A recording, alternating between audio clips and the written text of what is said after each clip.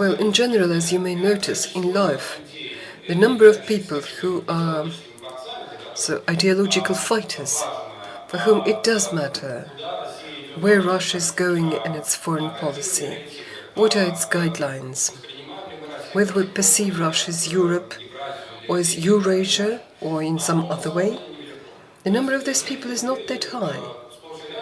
In everyday life you can see people for whom discussions like this, they're just outlandish matters. They live a very much mundane world with very much down-to-earth interests, and sometimes they just never care to think about these matters. Moreover, these deliberations on this philosophical image of Russia do not necessarily lead to some actions. We may discover two people, one of them who will be heatedly, at a forum very much like ours, will be proving why Russia is Europe, or some counter-argument. And both after that will never go to in some active way seek to get this message across, to follow this image. They will just both have coffee on. It doesn't have to be coffee, you know.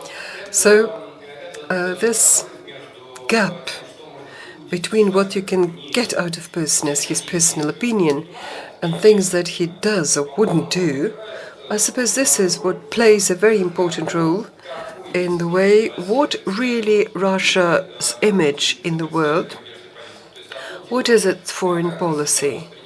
One thing is that what we think of it ourselves, and totally different matter is what we do and how in this way we are perceived by other people.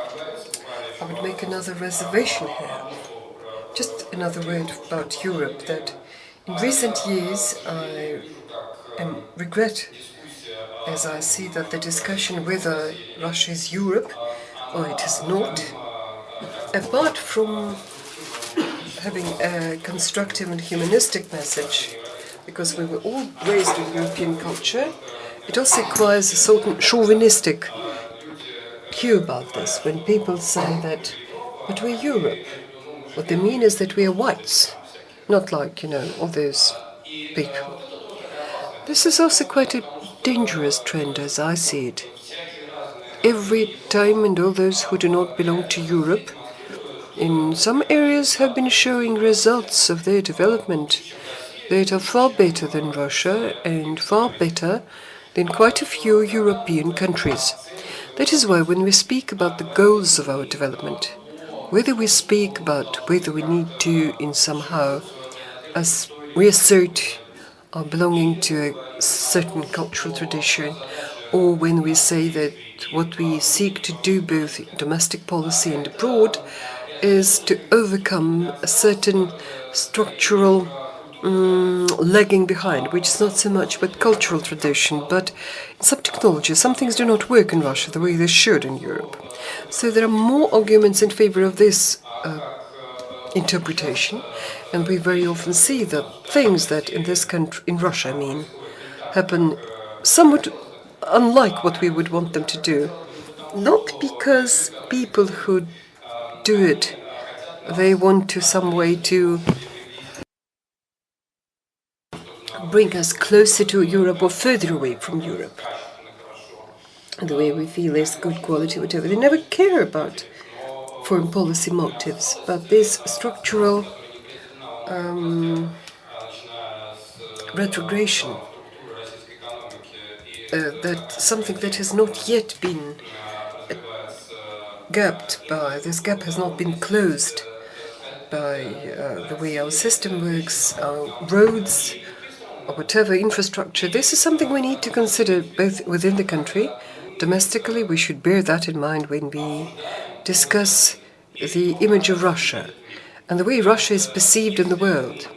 Because if we do not work, if we don't do our homework, if we don't work to change ourselves, no spin doctor will ever stand instead of the domestic progress unless we work for it. Very often when they speak about Russia's positioning in the world, mostly speak about spin doctors. They say, okay, let's run a PR campaign that will show all the people that lead in other worlds, in other countries, how good we are. But if we're not good guys, then it will immediately become obvious. So it is one of the points that need to be borne in mind when we speak about Russia's positioning. Another point which I think matters much is that what about Russia's positioning in the world? What about Russia's foreign policy? If we think in somehow to stay in touch with reality, to do reality check, it's very important to follow an old, very important maxim, to put the dividing line between what we can change and what we can't. And ask God for wisdom to know the difference between the things we can change and we cannot change, because we cannot fully change all the factors which in fact place Russia into some international context. We cannot ask for another globe, the globe that we have, and moreover, we cannot change, at least at overnight, very many political constants which don't seem to be like physical laws, which someday may change, but if we speak about real world we live in, then we have to admit that this line between what we can change and what we cannot change, we should seek for this line for quite a while, and it's quite a challenge at times. If we think at Russia on the map, we will immediately realize why when Russia's diplomats speak about Russia's foreign policy, very often they come up with this word expression that we work to ensure Russia's interests on all the azimuths. Well, it's clear. For a country as big as Russia, that is present both in Europe and in Asia, and borders on a large number of countries, it's quite natural that we should not limit ourselves to our understanding of our interests in one region only, or in a couple of regions. And actually, whatever happens in the world on a regional or global level, in some way or other, does cause Russia's reaction, and Russia's diplomats respond to that. Moreover, I would put it this way, it's not something typical of Russia alone. If we look at a smaller European countries, say Latvia. Latvia is pretty far away from China. But is not Latvia interested in interactions with China? Do they think that Brussels alone is responsible for that? No, there are many modes of interaction, parliamentary diplomacy. Any country in the world, in a world that nowadays has become fully global, seeks to work along every azimuth. It doesn't want to just limit itself to one direction only, just for one simple reason that it is a EU country and it feels it's so much simpler for it to defend its interests on the global level by appealing to Brussels. Quite the opposite. Countries seek to work at the global level, even if they are small, but for Russia it should come as something natural too. What do the countries pay attention to when they when they pursue their foreign policy? Of course, they take notice of history, of the concerns that for centuries were present next to the borders, but for the most part we can notice that most countries in the world look at key centers of forces.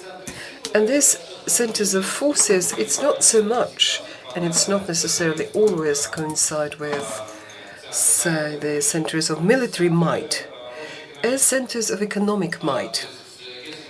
If we speak about key players, if we look at Russia's foreign trade, we'll see that, for example, Africa, Latin America is a huge region, but seem to play a very insignificant role despite their huge landmass.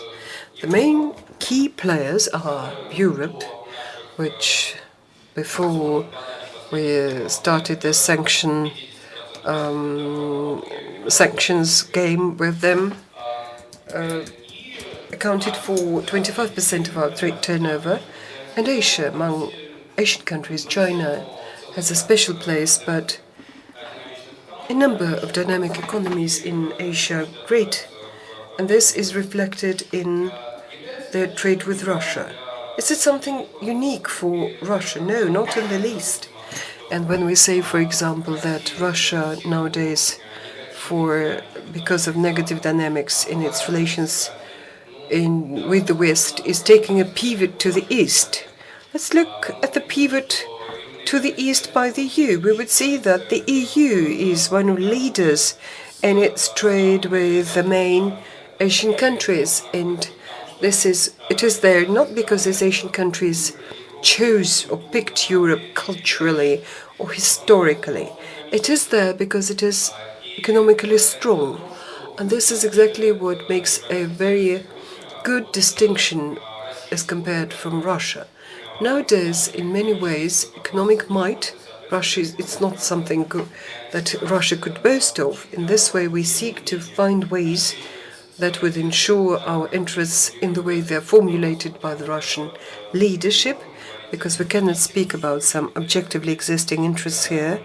What matters here is political superstructure that formulates them to ensure, despite economic weakness.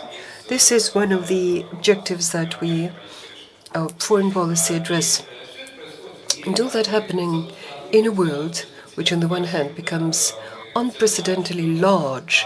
We all know today that the population of this globe is 7.5 billion people. Well, it's totally unprecedented. If anybody never noticed it, look at the dynamics there. With the dynamics that demographic growth of the population of the Earth in the last several decades has shown. So literally, look at the figures at the early 20th century, where we couldn't speak about even 2 billion. Nowadays it's 7.5 billion. It means that the world is unprecedentedly large, but on the other hand it is as small because of rate of communication. At any given time you can conduct business at a Hong Kong stock exchange, or have business with Singapore, or you can communicate with your friend in Japan, your friend in the United States, and all that are matters that are very much down to earth, but they do put a pressure on the country's policies. Countries no longer can forget about things that happen in the world just because it is somewhere far away. Things are becoming nearer and nearer to us. And this again has to be taken into account by people who think about Russia's foreign policy and in some way or other are implementing them. What can we or what we can't change in the way Russia is positioned in the world? Actually, the majority of specialists who work on demography are saying that there are things that we cannot change. Fundamentally, that is demographics. Whatever fantastic ideas about Russia will now collect the forces and democratically will find itself like, say, the United States, which may remind you have about 2.5 billion population than Russia, 2.5 times larger population than Russia, also giants like India or China. Well, it has nothing to do with reality. Demographically, we are where we are. We are one of the largest countries in the world, but we are not the largest in terms of population. Other developing countries will be running ahead of us, and in this way, simply to carry a demographic weight stronger than somebody else and to present like a very good labor market compared, say, to other countries, I don't suppose it would ever work with us, because we shall have other people or countries that would be much better suited to this role. There are some mechanisms in place that help us for these domestic relations to compensate these domestic trends. You know that vast discussions are underway about migration, international migrations and migration mechanisms that in this way or other influence the labor market, but this has to do with external contour, but to a great extent it has to do with the way how Russia's economy is developing. I will admit that. we can think about yet another mechanism, such as how we could influence our country as a labor market. If we say that this is what we have today, that it will not change in Russia, but for example, it is not sufficient, what can we do? We can get involved into the international integration. We can get involved into international associations where Russia will be one of the participants, where we will see lower barriers for trade, for people movement, and this way we will get a sort of broad economic zone and the zone of free movement of goods, people, services, and capital, as the theory of international integration teaches us. This is one of the options if we think that something has to be done about our non-leadership weight that we carry demographically, the labor market in the world. But on the other hand, do we really need to do something about this? We can see good examples of countries that, in their own right, are not that big, but they get very high living standard, and maybe this might be the purpose and the goal of our movement in our domestic development and what we do in our foreign policy too. This is again another question that we could raise here. This is where I don't want to pretend that I've got an answer to every question I'm raising here. I would much rather hope that this will give you food for thought in our discussion, that those present here are people dynamic, creative, and probably you have some ideas, interesting ideas you could come up with. And further on, speaking about economy and what can and cannot be changed so that Russia's position in the world should change. All of us must have heard about terms such as resource curse. Resource curse did not come around just yesterday. People who, for ages actually, assessed Russia as first and foremost as a source of raw materials.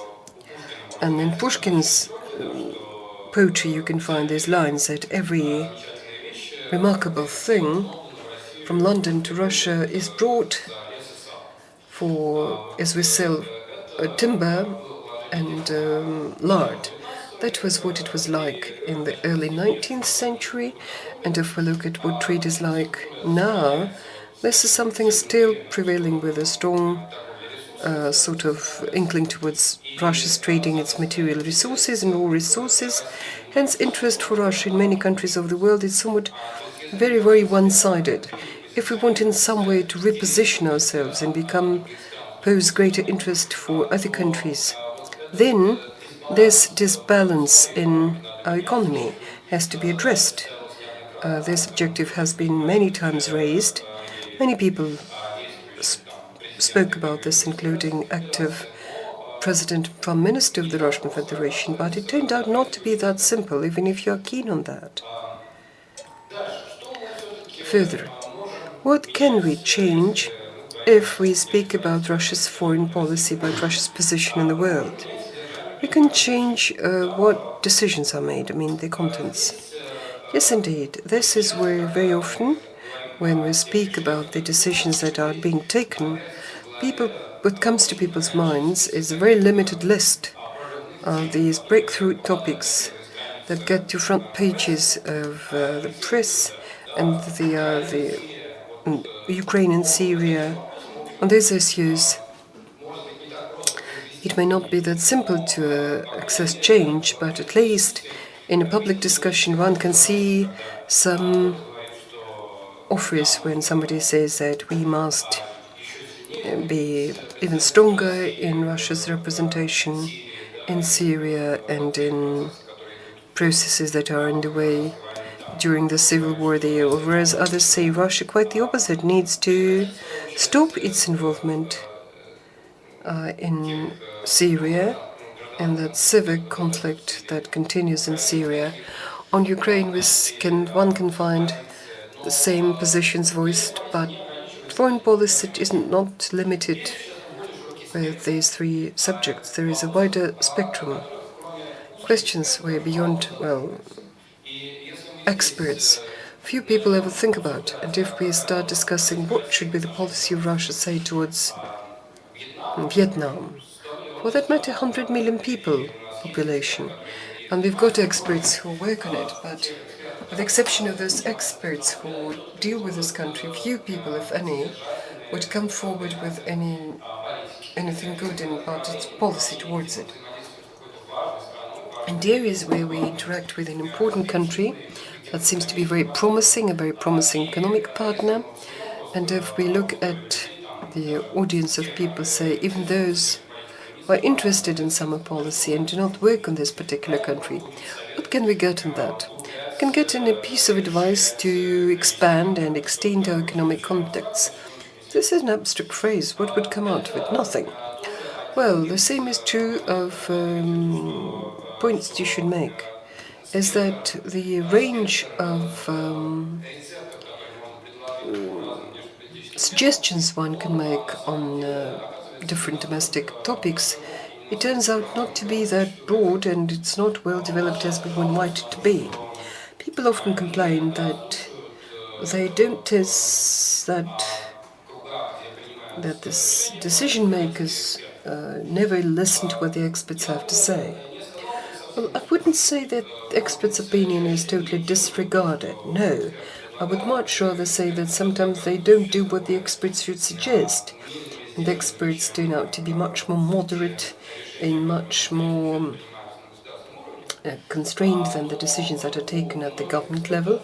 But many experts that are dealing, say, with some country or another, they've got can voice their opinion about what they think is right, what they think are the opportunities to develop, say, relations between Russia and a certain country, and they can come up with their own suggestions. But again, rarely, if ever, ideas that are voiced go beyond what is known as this traditional, like extend, expand, some abstract things which could hardly ever be implemented. Hence, disappointment from the government authorities who say, look, we thought experts help, and they can't come up with anything specific here. On the other hand, if you look at expert advice and discussions, you may often hear reproach towards these state mechanisms that deal with foreign policy, when they say, for example, look, you know, they are all so over-bureaucratic, they are also they're not keen to move ahead. Well, in the last couple of years, it's been more than a couple of years, we have been observing, like the Ministry of Foreign Affairs of Russia has undertaken considerable attempts at, as I try to be very cautious about my wording, try to become closer to the public, try to speak language that could be understood by the public, and talk to Russia's population where they use widely all communication means, all modern social media, and so on. Well, greater flexibility is certainly present. We see changing communicative culture, but is there movement ahead here towards what would help us achieve better results in foreign policy, or is it just changing a mechanism without the required change in the contents? The thing is that it's not that the ministry has been doing something not good enough, or could it be that we do not properly or not well enough formulate the goals that we need to move forward to? If we're not good about formulating our goals, then what should be these goals? What is it in particular that we want to change in Russia's positioning in the world? In point of fact, it turns out the answer is not obvious. At least there may be several approaches. Insofar as the state machinery is concerned, that part of the state that deals with the foreign policies, I would like to admonish you against a somewhat generalized view of that image, which is often perpetrated by the Russian state television. If anybody believes that going deep into the Russian state apparatus, you'd see a propaganda voice comparable to what you can hear on the state TV, that's not the case for sure. There are many people who are sort of die-hard professionals who have been doing their job for decades in a very conscientious way, know what is happening in relations between Russia and the particular country, what are the options, what is possible, and when talking about such state officials who are actually taking care of the foreign policies, it may not be particularly easy to an expert from the outside to have the same knowledge and understanding as to what is happening in the Russian foreign policies. And one should also take into account that there is also the matter of the sensitivity of information. Not everything that is available to the state machine would be available to the experts outside of the government. So this also needs to be taken into account when we think about the sets of options available to the diplomats and the foreign office. What could become a task for positioning Russia in the world in the next several years, if we try not to think about some abstract Russia, but the window of opportunities of today? I will try to formulate some bullet points which you may debate, and we can go back to these during the discussion, but these are the points which I think to be important. First of all, let me warn against viewing the Ukrainian crisis, which has been unfolding over the past several years, as a particularity, as a remark on the field, something that we can sort of brush aside or not consider, or else indeed banish from our mind. The settlement of the conflict in the east of the Ukraine, which is not even frozen at the moment, is one of the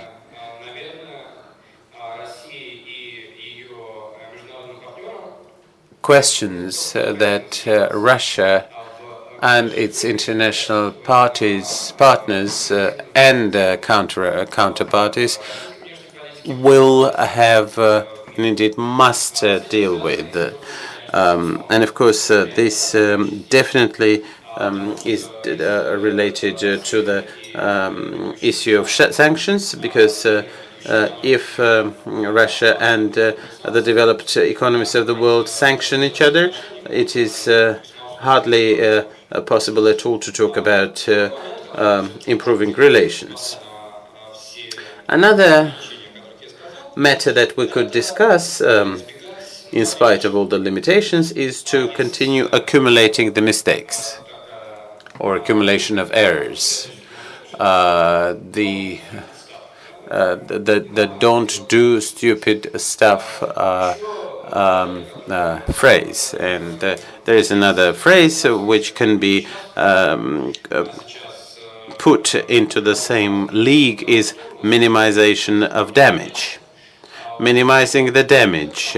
What do people arrive at is that under turbulence that we're currently undergoing, we have to try hard to minimize the damage caused to Russia and cost to the relations between Russia and the rest of the world, which is, of course, also a goal well understood by the Russian government.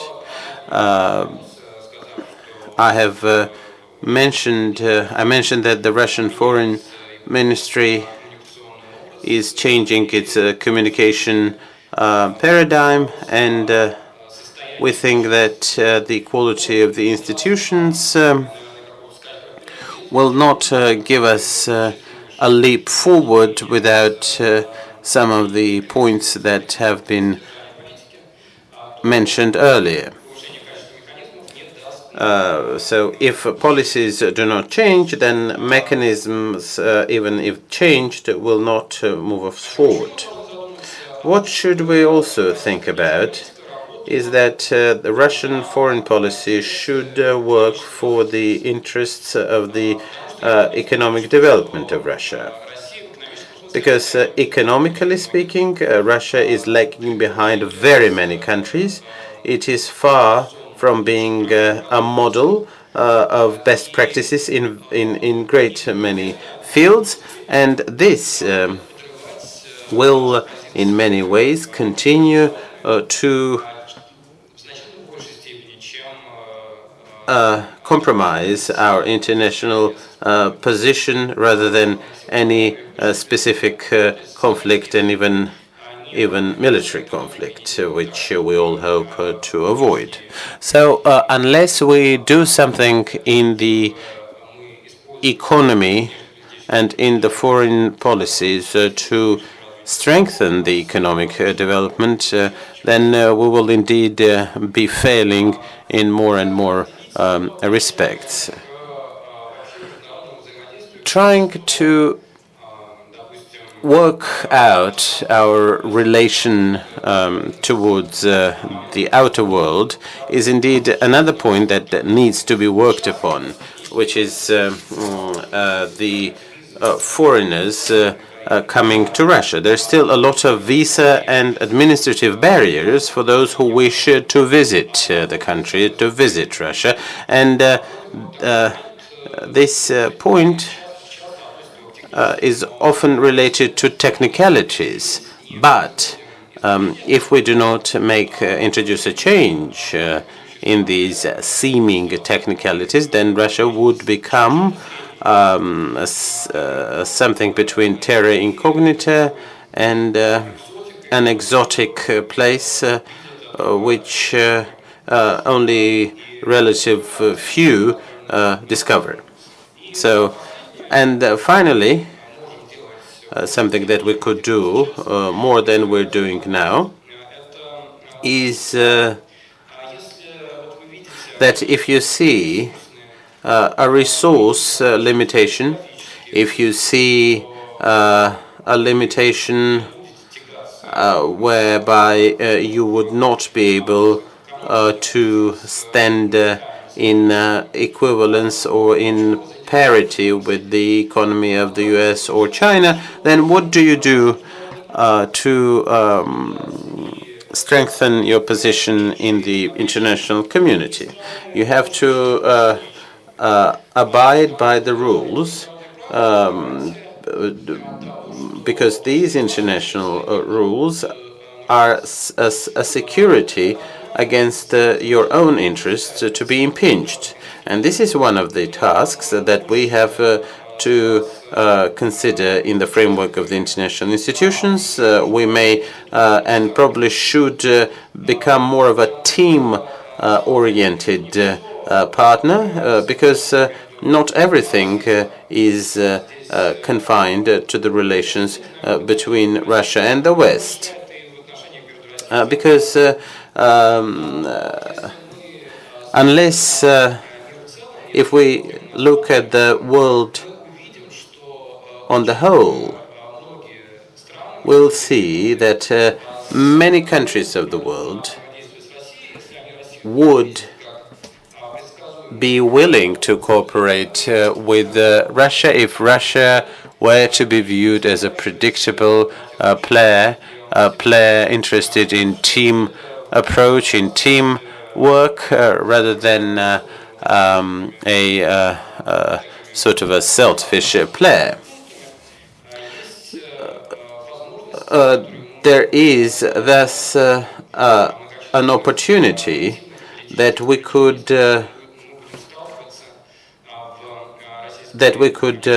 do in spite of some of the dire difficulties which exist.